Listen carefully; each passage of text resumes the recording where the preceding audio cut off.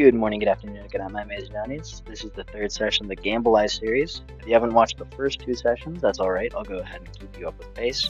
Anyways, Gamble Life is a competitive hardcore Minecraft SMP, where the goal is to be the last one standing, but with a twist. Each session will have a session-specific mod pack, changing gameplay in drastic ways. You can even see the Gamble Life card for this one, and it seems that we're in baby life. A bit odd, but you know, the thumbnail kind of paints the picture. Now, I'd like to mention that this is heavily inspired by Grian's Wildlife series. This is basically just a Bedrock version, but we have different mods, so it is a new experience, luckily. But many thanks to him for inspiration, and to Mr. Origami, who has set this all up and made this all possible. He is an absolutely amazing man. Now, if you recall the first session, we were able to successfully get full diamond. And inside the second session, we didn't slow down, getting enchants and progressing into a trial chamber. Out of our raid, we were able to successfully gain 3 maces, but we had to destroy the spawners because an unknown visitor came in and threatened our mace monopoly. But since we were still able to get 3 out of it, we still had a massive lead over our competitors. After getting experience from the slime pits, we went back to enchanting our gear, successfully getting prot 1 on all our armor, along with sharpness 2. But we soon realized, as Boogeyman was chosen, that we had to surface, because it chose me, as its holy warrior. Now, Boogeyman allows the player that it chooses to kill another player for free, without breaking the rules whatsoever. But, of course, if the Boogeyman doesn't kill anyone by the end of the session, they will drop down to 1 life and basically be dead. After collecting our locator map, we resurfaced. To our surprise, a new player had joined. Someone who had absolutely 0 armor and was basically right next to us because we live at spawn. I mean, this is such a free kill. This person has basically given themselves up to us here. I mean, really, they would need like superpowers to be able to survive me. Like, what? Huh? Oh, hell no, I'm out of here to win. What the fuck? After my team convinced me to come back, I got this bright new idea. I started thinking, which is always an issue. So I started concocting this plan. You see, Boogeyman can just kill someone with a sword. So the plan was based on the fact that if I was Boogeyman, I would just stab him with a sword, because he's naked and I could probably 2-shot him. But if I were to use lava and kill him via lava, then he would tell the other players within his VC that I'm not Boogeyman. Because if I was Boogeyman, I mean, it would be dumb not to just stab him with a sword. Unfortunately, this strategy didn't work out, as obviously no one is going to think that far ahead, and I lost negative 10,000 aura. Well, Tyken did, not me. Anyways, here's just some footage of us trying to figure out how exactly this man is doing what he's doing. This isn't the gamble card, by the way. It's not superpowers. The gamble card is literally just that we're babies. There's no other gamble. It's literally just size related. But anyways, he disappears up on this hill, and then I get the realization. This man, he may be the main character, but I have to kill him for character development. Someone has to be the bad guy, and it'll have to be me. Now it is time to put my plan into action. Burn, main character, burn! You can run, but you cannot outrun the fires, main character. Oh crap, he knows. He knows! He knows! The counter! I can't burn him when he's in the water. Oh, it doesn't matter. It's just a matter of time. You have to resurface. You're running out of saturation, main character. Wait, what do you mean you gotta go? Wait, no, don't leave. Don't leave. I'm just about to kill you. No! Ah, fuck. Now with my target having left the game, I was now searching for a new one. Luckily, my teammates reassured me of my master plan, because they were also the only ones confused if I was Boogie or not. Anyways, we found and searched for a cluster of people, and found one. Now, I love interactables, so I'm going to pause the video, and you can go ahead and choose between these 4 options.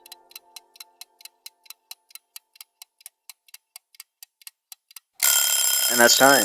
Correct option is option B, spare them. This person's not very great at PvP, and I didn't really see any value out of killing them other than just curing myself. So I say I have standards, and then we search for the next group of enemies. Now we deduced that they're underground because we didn't see them above ground, so we went into their diamond mines. And there's something really interesting about the end of this diamond mine. Now to explain what's interesting about this wall, I first need to explain to you my rat tactics. Cheese. What are you looking at? What are you Okay, I'll explain the rat tactics. Just look away for a second. Okay, so here's the tactic. In rat tactics, whenever you're trying to hide within Minecraft's caves, it's very important that you recognize what blocks to break and what blocks not to. As you see here, cobblestone, deep slate are very apparent whenever you mine them. But a few blocks, tough included, along with these, do not change whenever you break them, meaning they're much easier to hide in. Using this tactic, I immediately started to mine out in the same direction the mine was mined out previously. And this rat has struck cheese. And with the cheese being found, here's the next vote. Again, at the last 5 seconds, there will be a hint. Best of luck.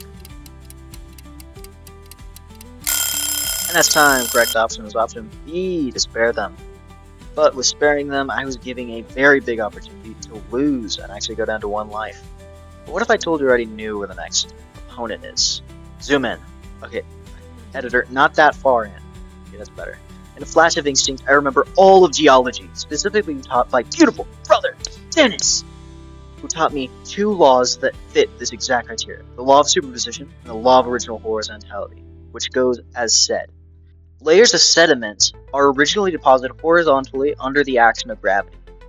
Now, how does this relate to Minecraft, you may say? Well, it's simple. With the Silk Touch enchantment, you can stop stone from turning into cobblestone. This translates to deep slate as well. But deep slate works differently than stone. It's not omnidirectional, it's monodirectional, meaning it flattens into horizontal sheets. And if you place it wrong after you pick it back up, it's very noticeable. Using this strategy, I could tell that someone was behind that wall. So after breaking through it, I found my next victim.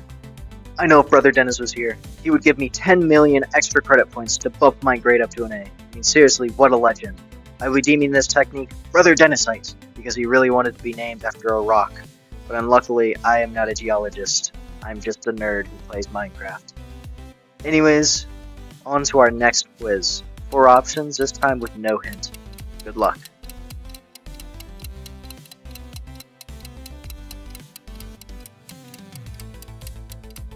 And that's time. Option A, C, and D are correct.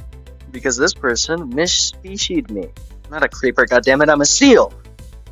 So I began to aura farm by using dialogue. Hey there. I'm a creeper, yeah? I'm Boogie too, you know? Your creeper is here. Your creeper is here.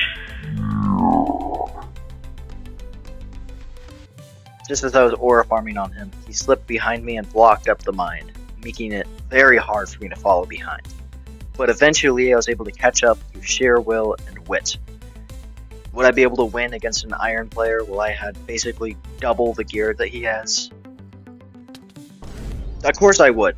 Why would you ever doubt me? I've never lost at any duel ever since the dawn of time. I am the greatest PvPer to ever live, with the sole exception of Technoblade, of course. Anyways, with the duel having ended, I tried to bribe my victim into not being mad at me. So I went ahead and bribed him a bit. He isn't my paid actor. He is not a paid actor. I would never pay anyone to do that. I need this cut out from the clip, please, editor. Editor, please. Cut this. Cut this. God damn it! God damn it! My friend is always saying that he's with my sister. It's terrible. He's lying too, I know it. I just know he's lying. With session having wrapped down, the mods had apparently decided that it would be funny if there was a second boogeyman, which is absolutely diabolical. Absolutely. And we can see right here that the time remaining was only 51 minutes, which is 1/3 the session time. Luckily, whenever boogeyman was chosen, I This is really suspenseful. I'm not the boogeyman. After finding out that I wasn't boogeyman, I messaged my team and realized that they weren't either, meaning that we could pretty much relax for the rest of the session and just mine.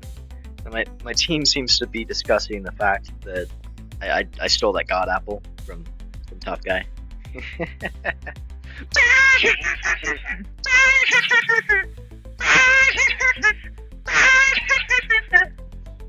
All right, that's all my goblin last that I can do for quota.